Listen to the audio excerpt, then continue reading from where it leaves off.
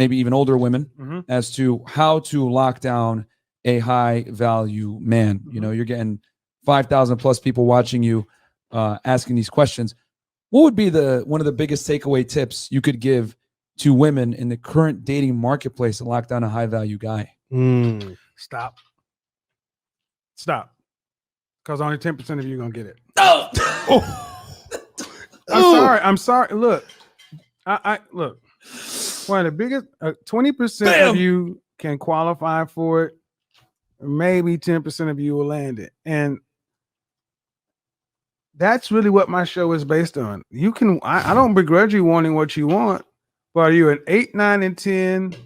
Well, actually an adjustable 6, 8, or 9 in the looks. And are you an 8, 9, or 10 in the body? If not, move along. This is South Beach. You don't come to South Beach if you rocking a one piece. This is two-piece town. This is a bikini town.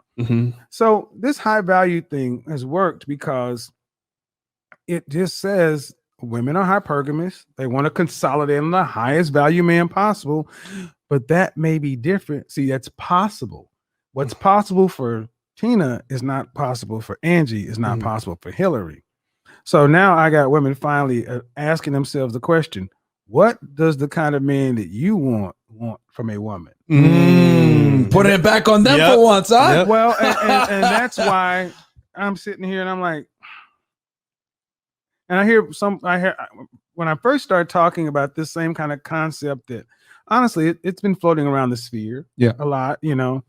I've talked about this stuff for years, but moment at time it hit.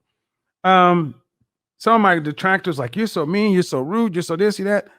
But you know what? Women are saying, I like your delivery, I like your approach, your honesty, because what they're doing is not working. Right. Look on your left finger and ask yourself, are you sporting the wedding ring of a man of value?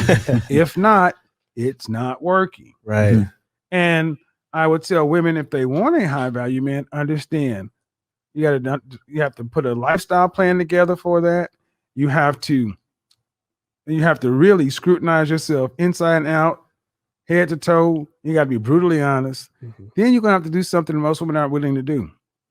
Develop a financial strategy to enter into the market. It costs money to live in these areas, to be around men like this. Yes. And you're going to have to invest, which means sacrifice. And then educate yourself. You know, if you want to be around a man who's an entrepreneur or a business owner, you have to understand the language, lingua franca of all these things, and then take action. Many women just thought it was just good enough to be pretty and have wow, and it's not enough. Kevin, you know what's funny? We talked about this downstairs, right? There's many beautiful women here in Miami, especially in this building, right? And as you said earlier, it's because they know being in this environment is going to nurture what they want.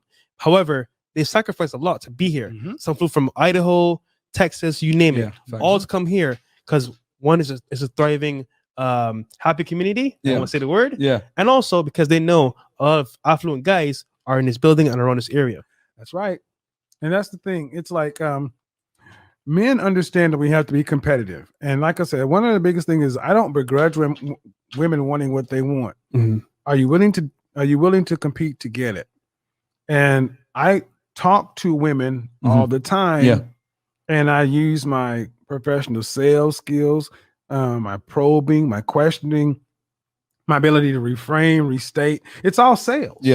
And oftentimes a salesperson would blow a sale because you would assume something that was not there instead of asking a question a different way or losing your patience or getting off track. And it costs you money. So people are like, I don't know if I can have the patience. I'm like, if your money's on the line, I don't know why you better develop more patience. Man. So Kevin, I want to ask this because, and this one, I apologize, it's not on the list, but I just had to ask this because one thing I love about your show, which I think a lot of us in here can agree, you hold both genders accountable. You hold men accountable and you hold women accountable. Let's keep it real. Most guys don't have the balls to hold women accountable. You know what I'm saying? And tell them, hey, listen, you understand that you want to deal with a top tier guy. This is what you have to do. And when I do watch your show, you ask very deliberate, controlled questions, and the women answer truthfully, and then you tell them exactly, okay, well, this is your mess up, and then they can't really there's not much they can say because you're doing it in a respectful manner, despite them sometimes being too emotional. And my question is this, because you're like, you keep it real with these women, unlike other people. I'm like, let's say Derek Jackson for one, right? You know, can you tell us a little bit about, I mean, if you want to get into it, the biggest difference between someone like yourself versus, you know, someone like Derek Jackson telling these girls what they want to hear? Okay. Let me relate it back to business. Yeah. Let's go. In sales, if you're in a salesperson, there's a book called The Challenger Sale. Pick it up, read it. The Challenger Sale states that there are 5 different kinds of salesperson: relational salesperson, lone wolf, hard worker, somebody else, and a challenger. And consistently in bull markets or bear markets, and up markets or down markets, regardless as the industry or whatever, there's one kind of salesperson that continues to outperform all the others. Mm-hmm.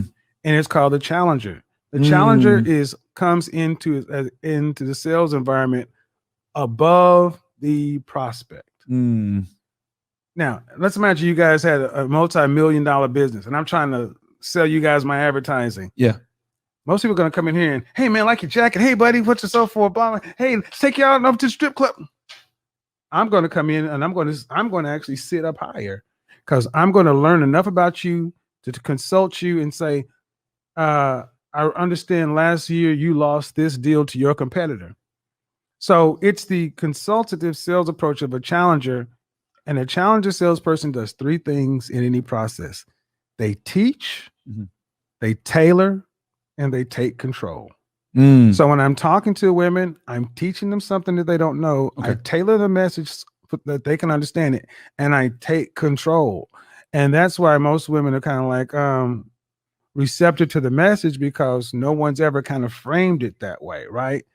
Now, a lot of guys, what they'll do is they'll tell women what they want to hear, and that works to make women feel good as a placebo. But if you're a personal trainer and tell people, hey, man, eat what you want, do what you want, you know, it's not going to help your client get any better shape.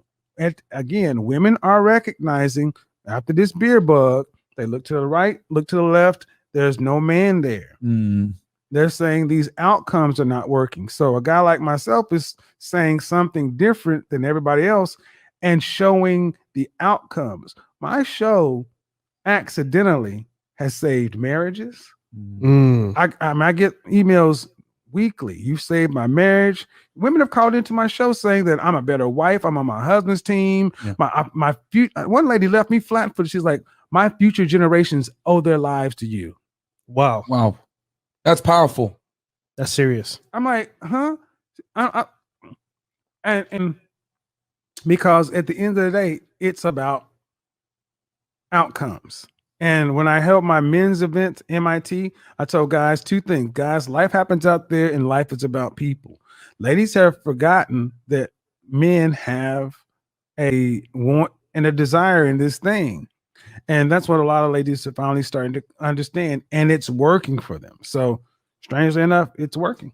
Wow, man. Yeah, I mean, and that's the thing. Like, it's rare to get that kind of, you know, appraise from them, because you're I mean, let's be honest. You're telling them the truth, the uncomfortable and unflattering realities.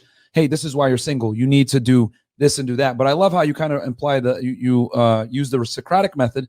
Ask them questions. Oh, well, I want to be a stay-at-home mom. Do you know how much it's going to take to how much it's going to cost for you to get that? You're going to need a guy that makes this much money. Who makes that kind of money? And you just let them answer the questions and come to the conclusion themselves, which is like ingenious. You know what I'm saying? And I want to ask Kevin, right? Because we're all about being high value men here, right? Yep. But a lot of the audience may not really internalize what that really means. Perfect question. Okay. So if anyone doesn't know, Kevin, what does it mean to be a high value male? Okay. Bam.